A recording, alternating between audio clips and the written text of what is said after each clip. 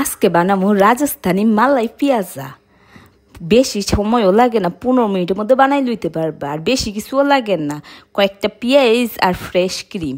তো আমি মিডিয়াম সাইজের পেঁয়াজ লইছি 8টা, একটা পেঁয়াজের সাইড টুকরা কইরা পেঁয়াজের স্লাইসগুলো আলাদা কইরা লইছি, সব কয়টা কাটটা লইছি। একটা কড়াই গরম কইরা 4 চামচ ঘি দিছি, ঘি গইলা গেলে 1 চামচ জিরা দিছি, গোটা জিরা ভাইজা, শুকনা লঙ্কা দিছি 4টা, শুকনা লঙ্কাটা একটু ভাইজা পেঁয়াজগুলা দিছি, পেঁয়াজগুলার ভালো করে ভাজছি 4 থেকে 5 মিনিট। ভাইজা কাঁচা লঙ্কা 1 চামচ আদা রসুনের বাটা দিয়া গ্যাসটা কমাইয়া ঢেক্কা দিছি 3 থেকে 4 মিনিটের লিগা।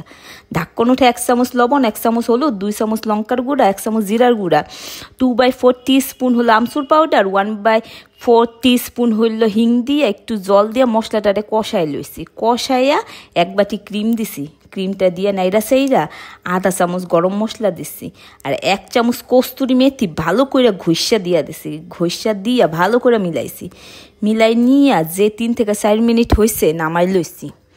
নামাইয়া রুটি দিয়া নালি ভাত দিয়া খাইয়া সেই ভালো লাগছে। আর আপনারাও বানাইয়া দেখেন, একবার খাইলে বারবার বানাইতে ইচ্ছে হইব।